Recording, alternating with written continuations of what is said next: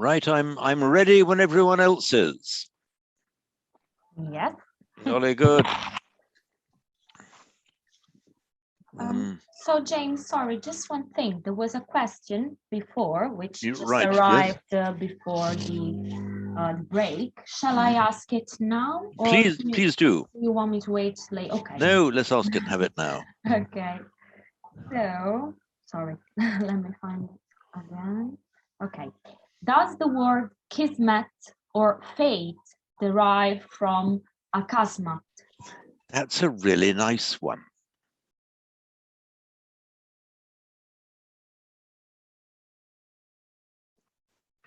Right. In Arabic, no, the answer is no. But you got me going now. So qasama, in modern Arabic, just known as qasam, means to divide.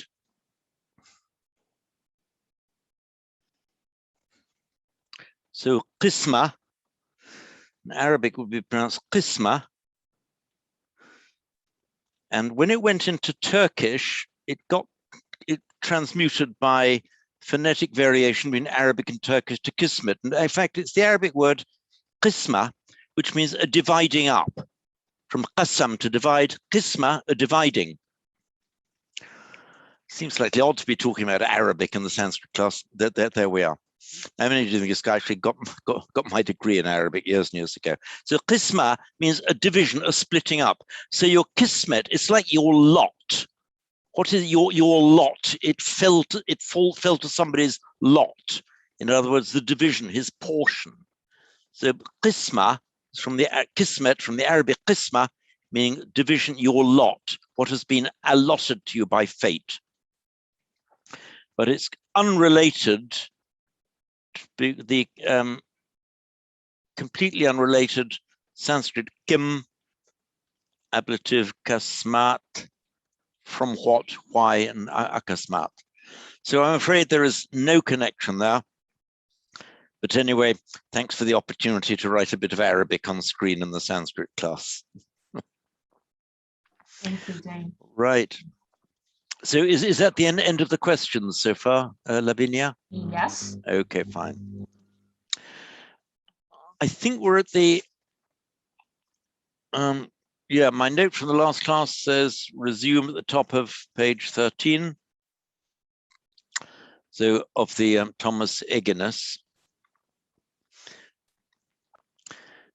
Now, it says, unlike English, Sanskrit has dual verbs.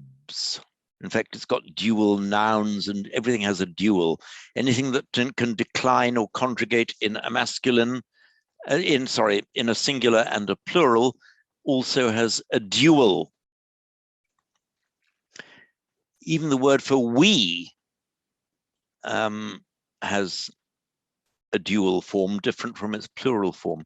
So there's something, you might start off feeling it's a bit of a pain, but there it is. In Sanskrit, whenever you're talking about two things, you have to use the dual number for verbs and nominals.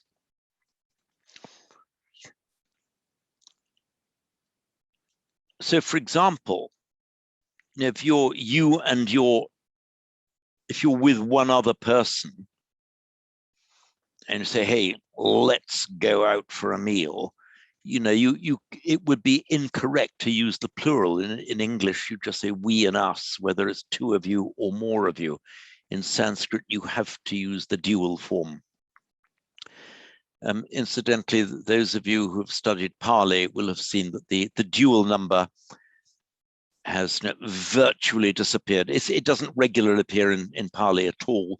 In a few crystallized expressions, you occasionally see it here and there, but for all practical purposes, the dual has already disappeared in Pali, but it's still very much alive and has to be used in order to be grammatically correct in Sanskrit. Now let's look at the forms from our verb gam, gacchati. So gacchata, they go, but dual, they two go, and gacchata. Notice, I'm writing on the,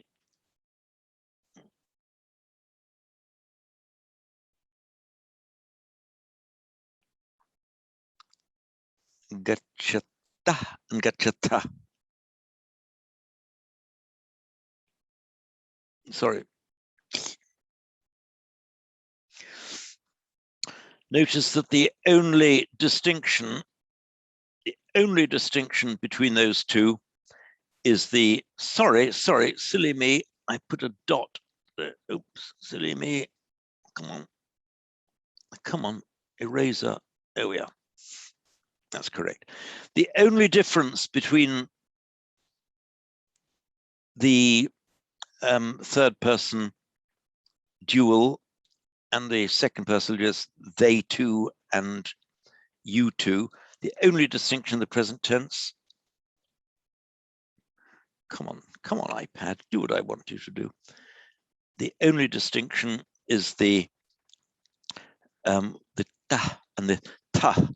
One is aspirated and the other is not. Again, you might think a tiny difference, but they're two completely different words to the native Sanskrit speaker. And indeed, two completely different words to even in the modern Hindi speaker, there'll be two completely different sounds.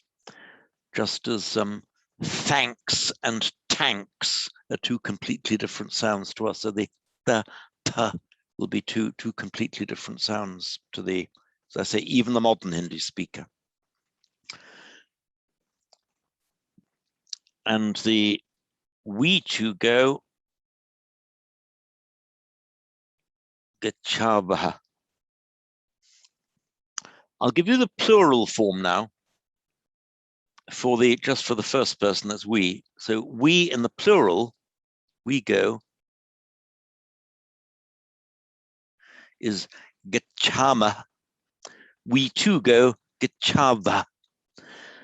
One useful thing to remember is that in the conjugation of the verbs, there is, as far as I know, no breach of this helpful little rule that whenever you have a ma for the first person plural, we plural, is always a corresponding the for the dual of the first person, that is we two.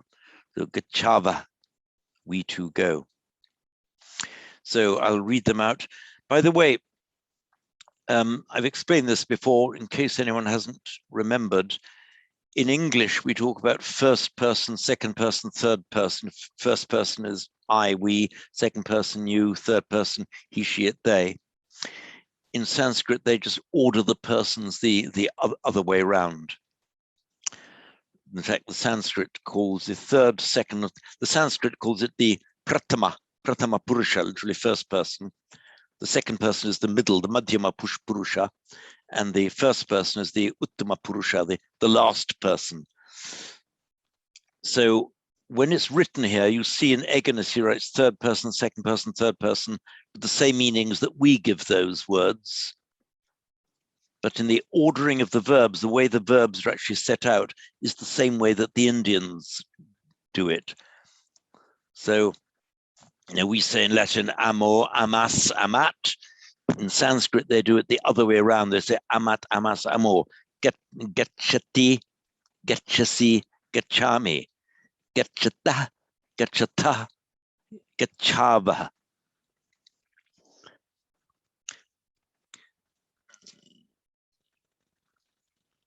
Now, I'm not sure if Derek is with us. Is Derek with us? I can't see. But last time around, Derek had asked a question. Is it a useful mnemonic to say that second person has an S for second and there's a C, getchasi? And third person starts with a T in third, and getchati, is that a useful, valid mnemonic? My answer was in a very cautious maybe in lesson 1, but don't hang on to that. It'll only slow you down. Like I may have mentioned, when I was starting off Arabic studies when I was 18, I worked out what I thought were some fantastically brilliant mnemonics to learn these words, and they actually worked. But then when you actually start reading or speaking, hang on, what was the minute? It really slows you down. So it's something that okay, use it if it helps on lesson 1, but please rapidly abandon it after that. because the purpose of what we're doing is to get right into the Sanskrit and to understand Sanskrit in Sanskrit. So gacchata, gacchata, gachava. Those two go, you two go, we two go. Now, I'm now reading from halfway down page 13 in Egenes. You will learn the pronunciation of the ha in the next lesson. They hopefully already have a bit. Note that the ending tas becomes ta when it forms a verb. This changes because sandhi is applied. See the following page for an introduction to sandhi. Okay. On the question of sandhi,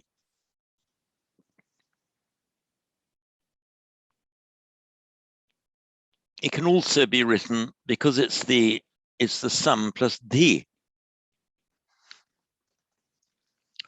Sandhi, if you transpose that into Greek, and the reason I'm giving you Greek is that it's a word we all know. The sum in Greek is sun. Di in Greek is te. So sante, sunte. And we have the word in English as synthesis. It's the same word, synthesis. Okay, it's the same word. By the way, when I'm saying the same word, of course, you know that I mean that, like if I show you a photograph of me 50 years ago, I'll say, well, that's me. Well, okay, it's a photograph of me 50 years ago. So when I say things are the same word, what I mean is etymologically the same word from the same parent stock. So sandhi means nothing more than synthesis, which in thesis from root te, Sanskrit ta, meaning to put. Synte, synthe, we'd pronounce it in modern Greek, synthe, means to put together. Synthesis means an amalgamation, a putting together, a merging, a synthesis. Sandhi is just exactly that. So when two sounds collide, as it were, a sound from the end of one word to a sound at the beginning of another word, something will happen to them. Often, not always, often. And these rules, I'm afraid, just have to be learned. You already know some of those rules without, again, another thing without knowing that you know. A little rabbit hole now, but something you do all know. The root num is, the root num literally means to bend. But also then by extension, bend as in bending the body at the hip. So you're bowing. When you're bowing, you bend the body. You bow. And it makes a verbal noun, namas, which in Pali becomes namo. Namo tassa bhagavato arahato, and so on. That is the namo, is from that root nam, meaning to bend, literally bowing. In Sanskrit, so by sandhi, when an S cannot appear at the end of a word on its own, so it becomes namah. Just as you've seen now in these examples of verbs, they all end in ah, gachata, gachata, gachava.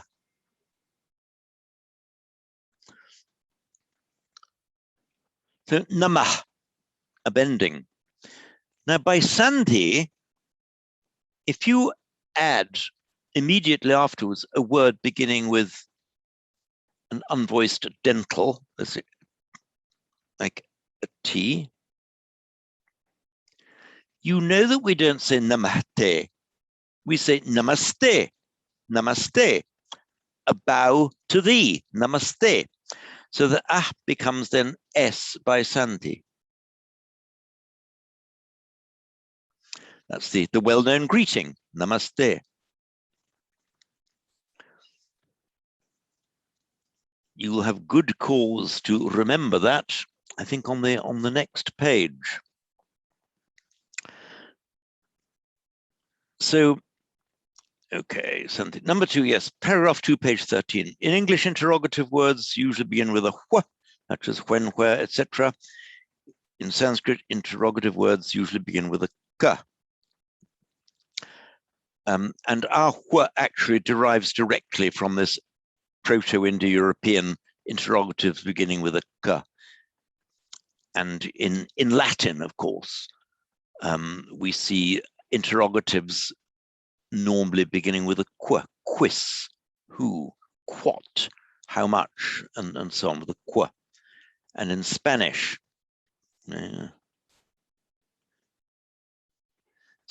que, it's that same g.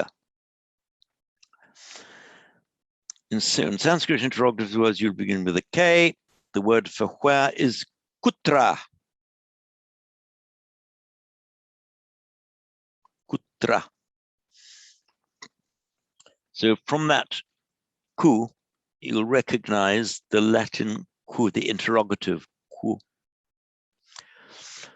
And indeed in Spanish, you see you get that same cuando, when.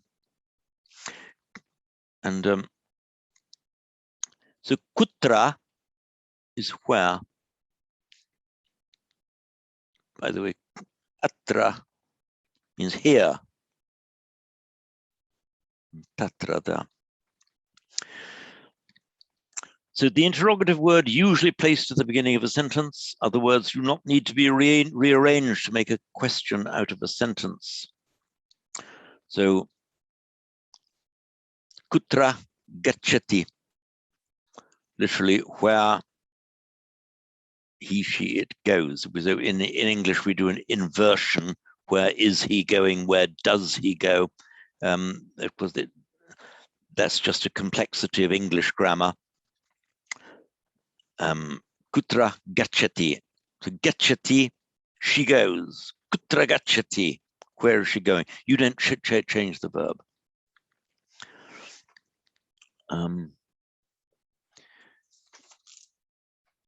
Now over to the vocabulary. Okay, we've already had the kutra, looking at page 14 now. Kutra is where. Bhu, we have bhu bhavati. I think we already know this.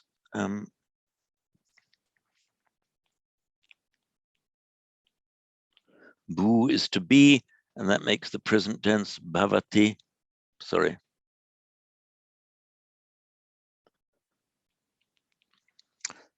As you know, we two are, the two of us are would be bhavava.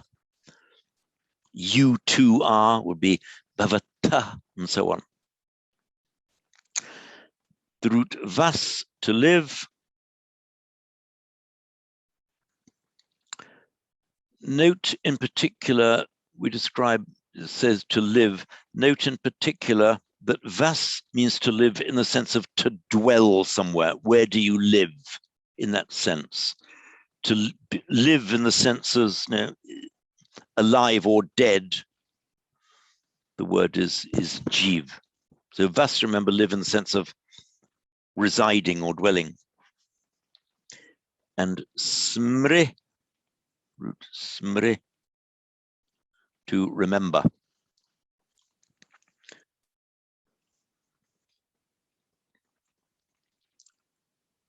We've seen that it's not part of this Egenus lesson, I'll tell you now, because again, it's another thing that you all already know. You can make numerous verbal nouns by just adding a ti to the end, from the root bud, for example. Bud plus ti. So of course, that becomes Baisanti buddhi. Buddhi. Intelligence, awakening, and then by intelligence, buddhi. Smri, to remember. Smriti means literally remembering. By phonetic mutation in Pali, they don't have a ri in Pali, but in Pali it is sati, the word for mindfulness. So smri, to remember, verbal noun smriti, in Pali sati. So the word that was chosen to represent mindfulness is just the word, the same, the ordinary Sanskrit word meaning remembering, as in the Satipatthana Sutta and so on. And smri makes it smarati.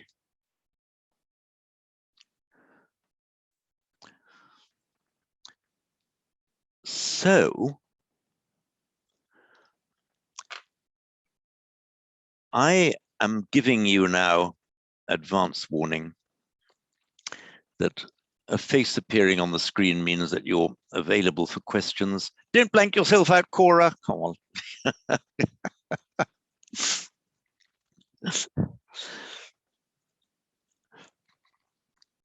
Okay, you're allowed. Sorry, I'm being mean. Anybody is allowed to without any further comment from me.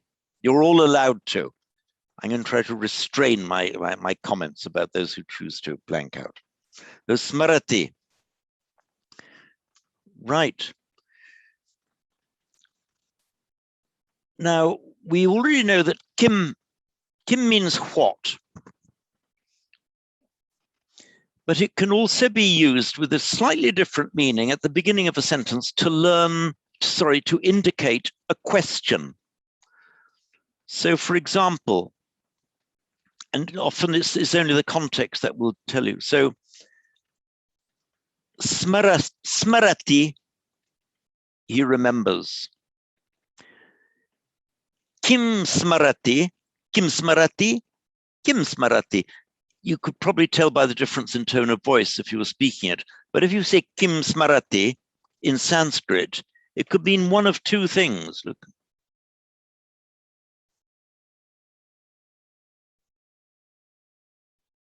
Kim smarati. It could be a pure question, does he remember? And it can also mean, what does he remember? So just bear in mind that kim can mean either of those two things. It's normally perfectly obvious from context. So,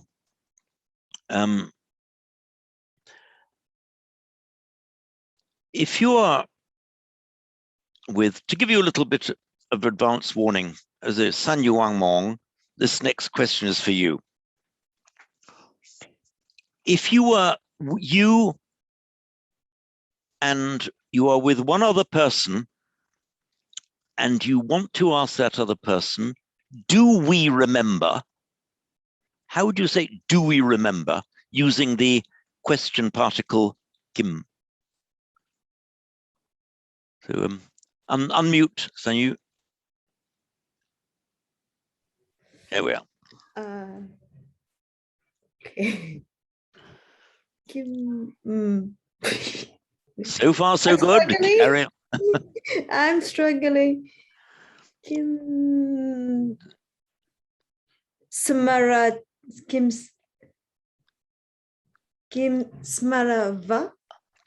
Get on, you've got it. Kim Smarava. Kim Smarava. Kim Smarava. Kim Smarava.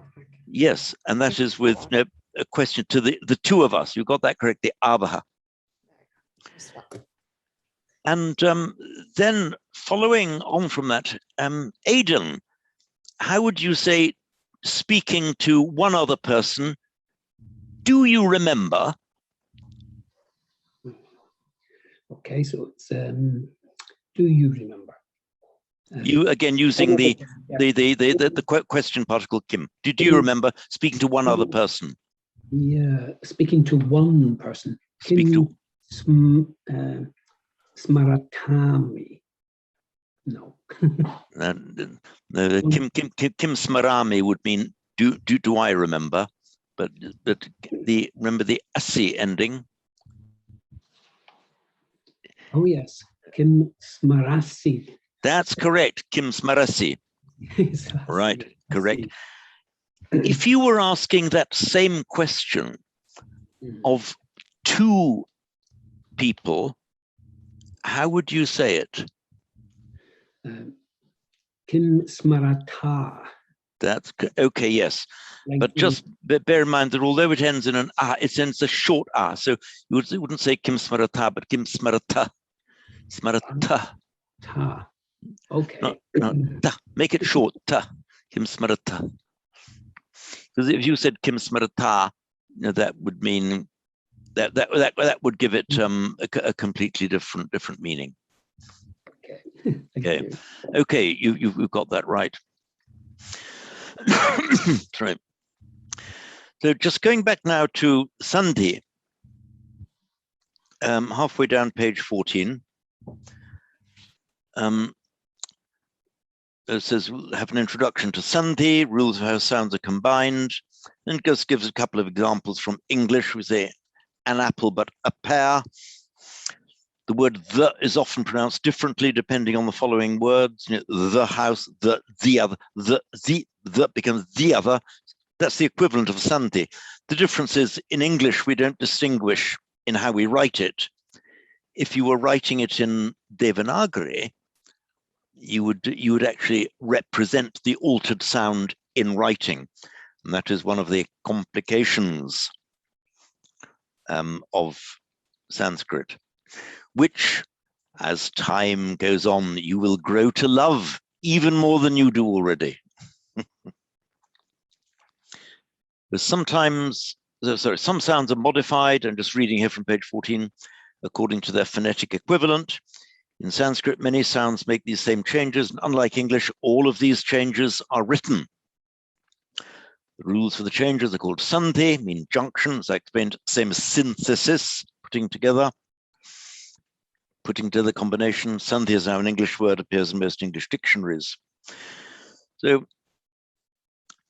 reading out from the bottom of page 14, the exercises in lesson one are written the same even after Sandhi rules have been applied. So all of the exercises in lesson one, there were no Sandhi rules to be applied. The words were the same on their own or in conjunction with others. In lesson 2, the sentences would be written differently if they were to appear in Sanskrit.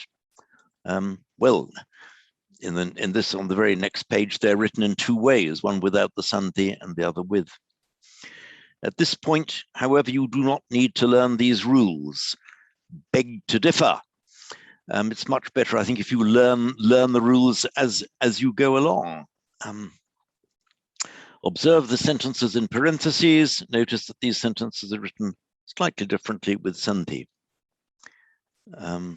Okay, on page 15, numbers 1, 2, 3, and 4. We'll take those as read. And so sentence A, then, written in Sanskrit. So, Bill, it's your turn to translate sentence A for us. That's halfway down page 15 in the printed book. Unmute, Bill. There we are. Where does he live? Mm-hmm. Did you say where does he live? Yeah. Okay. Now translate to Sanskrit. Say in Sanskrit, where does he live? Oh, it should be. Oh, yes. Yeah. Oh, yes. I see. I got the ending. Got the ending wrong there. Yeah. Kutra Vasati. Vasati. Kutra Vasati. It would be where does he live, but yes. So actually, yes, Kutra Vasava. Vasava. Where do we two live? Exactly so. I'm just going to pick you up on the length of the vowel. You say Kutra Vasati. In fact, it's a short A, Kutra Vasati. Kutra Vasati. Yeah, there's in English we've got quite a strong tendency to make certain vowels short or long depending where they appear in a verb, in a word, in any word. But it can make a big difference between short and long in Sanskrit too. I'll give you my favorite and very simple example on the screen.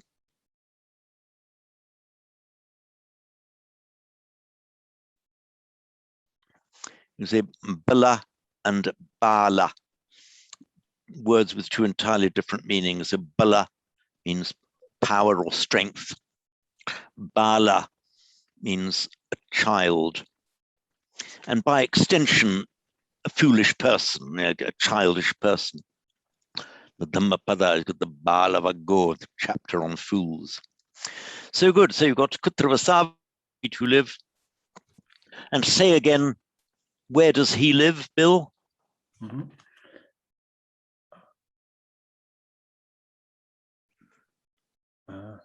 Kutra Vasati. That's correct. That came out perfectly. Vasati. Perfect. Okay. So sentence B. You're next on my screen, Chris.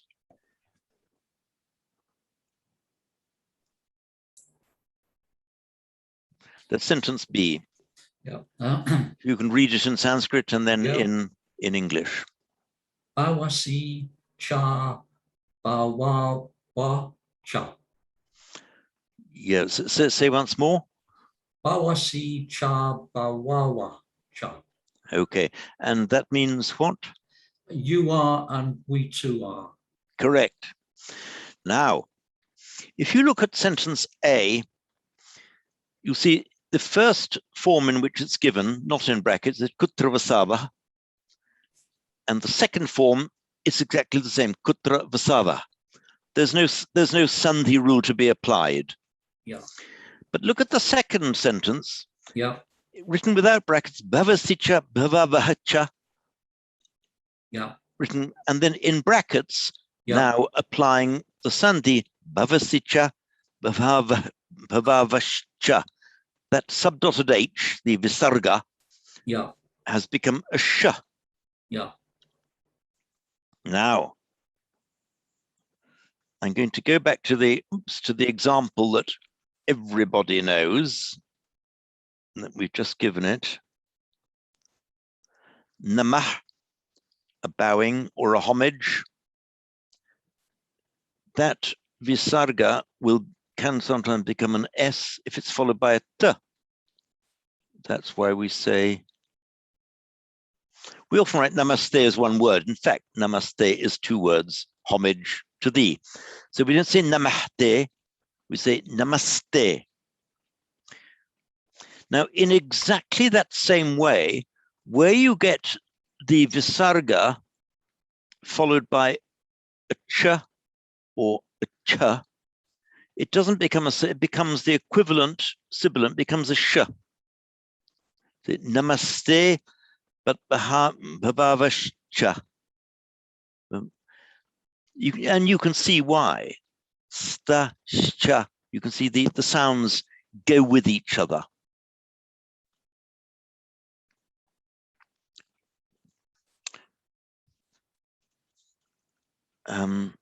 Okay, now for sentence C. Welcome, Bhante Yushi. Good afternoon, sir. Yeah, good afternoon, and very, very welcome to the class. Are you ready Thank you now very much. Thank you for joining us, Bhante. Are you willing to do now Thank you. sentence C for us, to read it in Sanskrit and then translate? The C for us. So, sorry, could I have a question again? Yeah, right. Do you have the Thomas Eginus book? No, I don't have the one. Okay, right. Can I have the name of the book? Yeah. But I will try to answer. I will try to answer your question. Okay, so I'll write it out for you, so you can see my.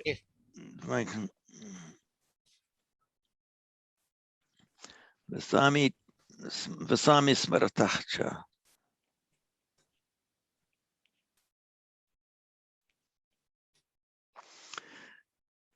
So if you can read my writing, if you can read that out in Sanskrit and then translate in English. Yes.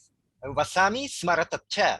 I live and you smarata. Remember. I live and you remember. Now here is the great pitfall.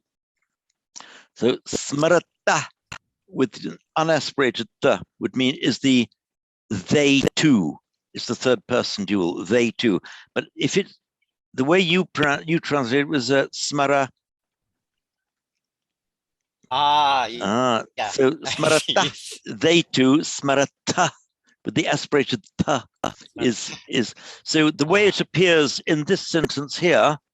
Say again, Bhante. Vasami smaratacha.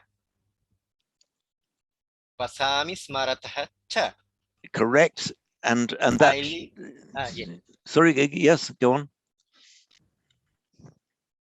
So say it in English. Vasami smaratah cha. I live, they live.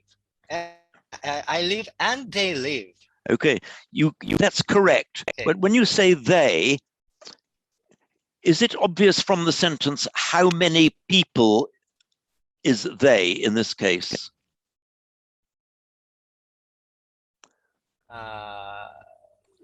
No, not sure. Okay, this is maybe you joined a little bit after the lesson started. This is specifically the dual. So in other words, two of them. So they remember, we haven't got to this yet, but they, if it's the plural, 3 and more, Yes. it would be smaranti. Smaranti. Smaranti, yes. But Smarami smaratah smaranti. correct. Now, you correctly said the way that I wrote it there. Is there any rule of sandhi to be applied? Because in Sanskrit, you would not actually say smaratah cha. What would you say? Sorry, I have no idea. Okay, I think it's About because you joined just too late to get this little bit. Yes. Okay. Yes. So is that you, Bob? Are you there? Yes. Okay, can you apply the correct, thank you, Bhante. Bob, can you apply the correct sandhi to this sentence? To vasami smaratah cha. Oh, well, what an explanation of the sandhi. No, just say it with the correct sandhi. Okay. So is it vasami smarata cha? Now the smaratah cha, we would not actually say that in Sanskrit. It's written here with the sandhi dissolved, as we say, just words separated. Run them together correctly. So smaratah cha becomes Smaratasha. smaratashcha. Yeah, so smaratashcha is how it would actually be said. Okay, do you want to do sentence D, Bob? Okay. So sentence D is prachata cha smarati cha. And the translation is, that would be in this case, you too ask. Correct. And he or she remembers. That's absolutely right. And again, apply the correct sandhi now, because when you said that, you said it as printed in the first part without the sandhi. Now, with the sandhi, what would it be? Prachatasha smarati cha. Correct, yeah. Now, I think I used to do this at an early stage. I think almost everyone does. You got smarati, and you were telling me to say smaraticha. It sounds a bit unnatural like this in English, but you should more correctly smaraticha, not smaraticha, smaraticha. Okay, there we are. And for John, your turn for sentence E, please, John.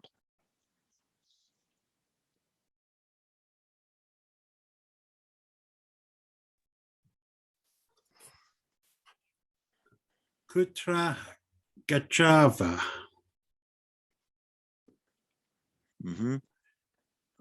Right, say that again.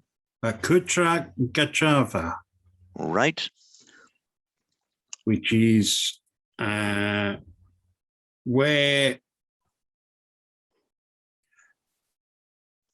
do we two go? Yeah, okay, correct. And if you had more than one companion with you, would it be right or wrong to say kutra gachava?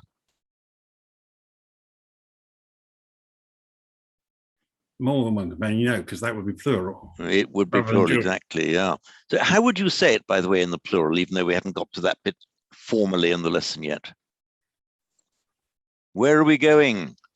A general question to humanity. Where are we going?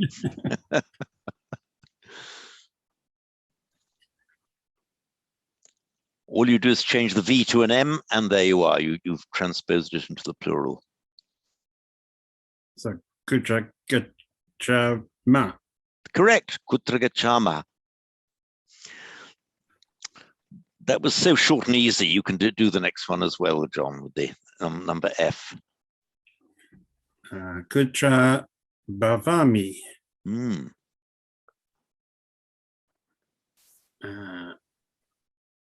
Which is where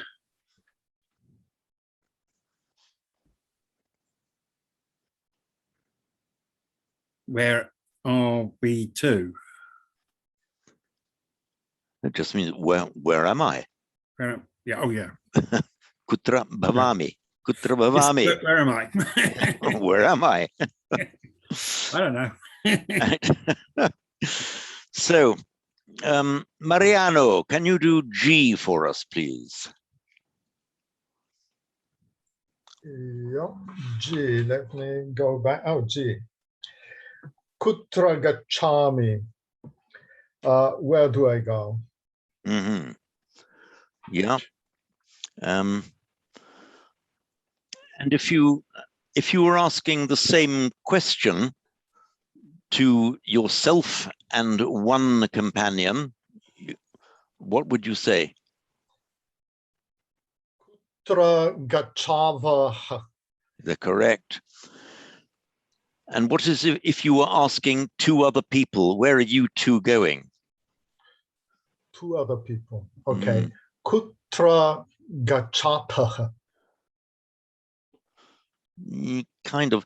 The vowel preceding the t, can you pronounce that again? Just the two other people. Okay. Kutra gachataha. Okay. Yeah, the first one, it came out a little bit al pesto, as you put it yourself, a little bit Italian. Kutra gachata. Correct. Right.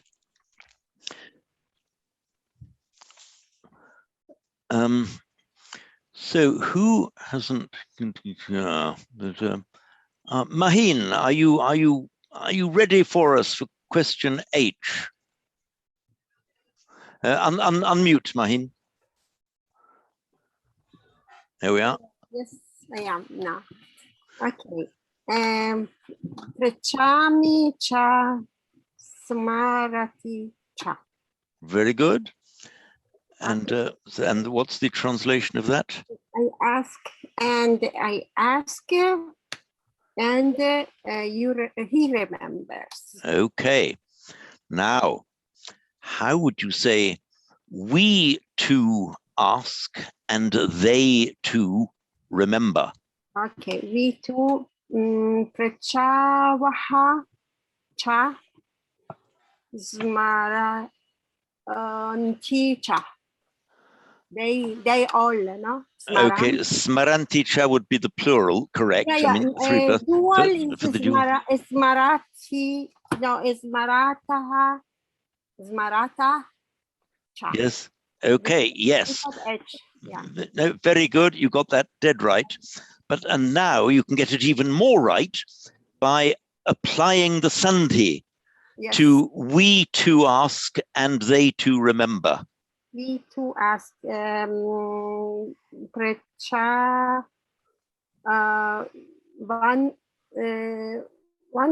vancha, but with nya. There's no nya. That would be prichavash. Oh, so sorry, prichavacha. Sorry, prichavashcha. Yeah, because okay, vashcha, but yeah. Okay, sha. Okay, sorry, I don't know this word.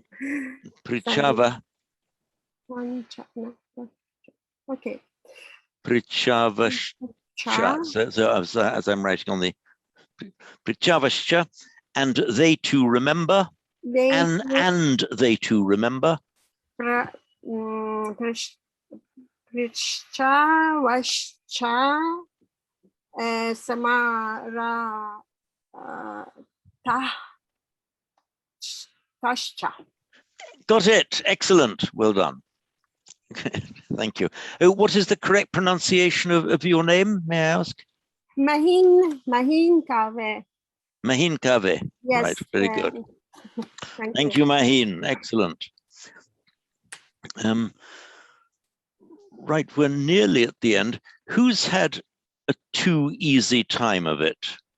I think you've all done equally well, so we're nearly at the end. Let's do a tiny bit more. Actually, no, we can go on till 2:15, aren't we? So, listen, I think we're back to you, Sanyu Aimon. Sorry, Mahin, were you asking? Okay. So I have to do I, right? That's correct. Sentence I. Vasasi cha gachava cha. Correct. So the translation is you live and we too go. Right. I think if this were a real sentence, I would abstract from this the meaning of you dwell, you stay where you are, but Okay. we two are going. Now change it the other way around. Supposing it would be we two stay or we two dwell, and you singular, you go. You go. Okay. So vasava cha gachati. Right. Gachasi cha. Gachasi cha. No, I say it again. No. No. Vasava cha gachasi cha. Correct. Very good. Now, the next step is to apply the sandhi to the sentence that you've just said. Okay. So, vasavash cha gachasi cha. Correct. Can you just say vasavascha again? Vasavascha. It's coming out very slightly as a s rather than a sh. Vasavascha. Sure. Okay. So, vasavash. No. Vasavascha. Correct. That's Okay, right. vasavascha. Correct. You've got that absolutely right. And right. Could we come back to? Who are we going to come back to? Aidan, can we come back to you for the last sentence of the Yes, Sanskrit to English?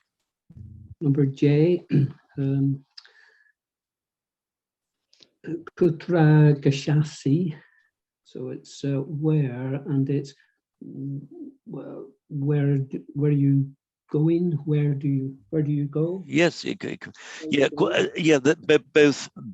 Both are right, because in English we distinguish between you are going and you go. That same distinction is not made in Sanskrit. Indeed, in most languages, it's not made. So, right, kutra gachasi then. Could you pronounce gachasi again? Gachasi. Sorry, say I didn't catch well. Right, kutra gachasi. Gachasi, yeah. We don't have the doubled consonants in English, but it does make a big difference in Sanskrit whether it's single or double. So you have to kind of hold it for gachasi. Gachasi. Gachasi. Gachasi, yeah. Kutra gachasi. With a distinct holding of it, gachasi, and given is datta. for example. Italian speakers among us, both native and non-native, will be well used to this doubling of the consonant. The Italians can do it very easily because it's native to their language. English speakers don't do it so easily because it's not native to our language. But it can make very often does make an important difference in Sanskrit. Right. Now, if I said to you, Kutra gacchata, what would that mean?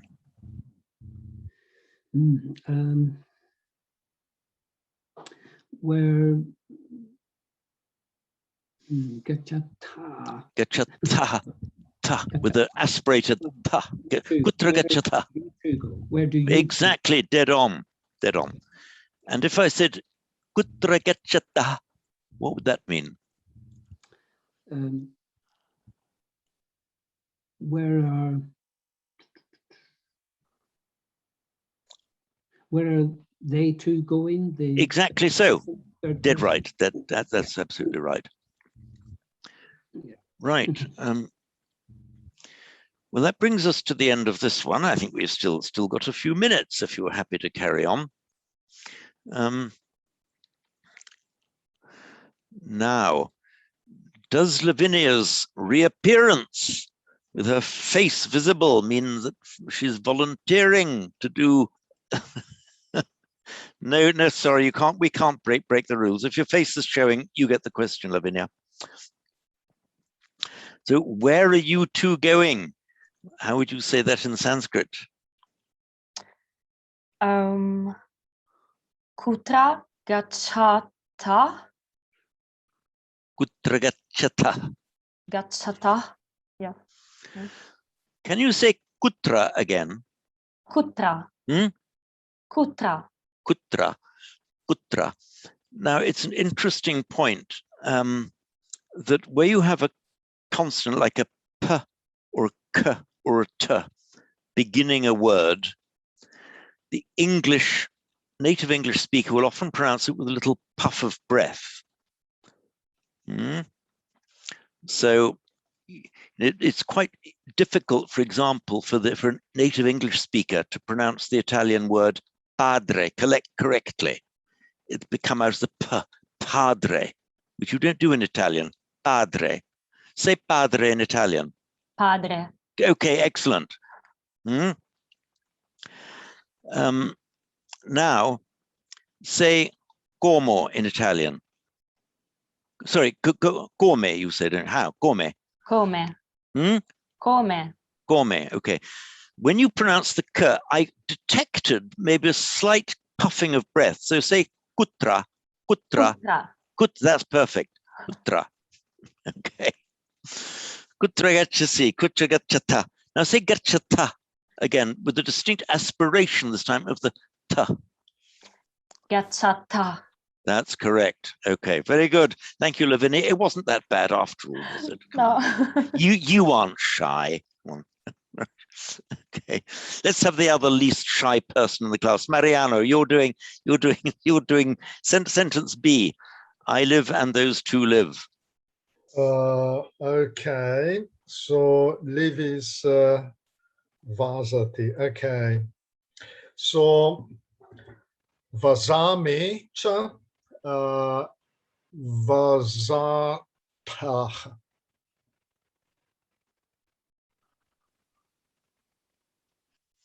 What's up to the cha? Oh, the final cha. Okay. Yes. Yeah. You can have two chas, but if you're going to use only one, right. it's got to be at the end. Okay. Vasamicha, vasatascha. Vasatascha. Correct. And I noticed when you said that the first time round, the S had a little bit of a Z coming into it. Which of course you don't do in Sanskrit. It remains as a short S, vasatacha. I know you can do it in Italian because you don't say La casa. You say la casa, don't you? How do you say it? You see, Italy is very diverse. Okay, So right. where I come from, we say la casa. La casa. I think in other parts it would be, you have to say la cosa, not cosa. Is that right?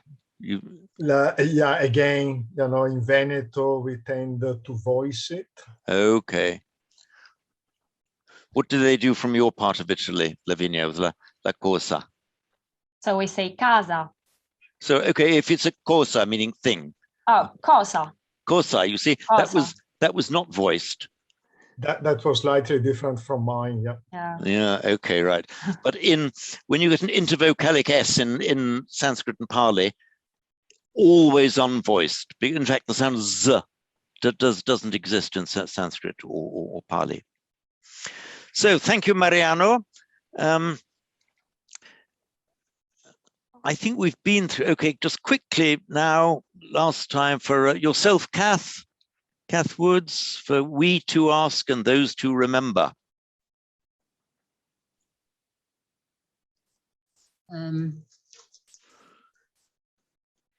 Prachava,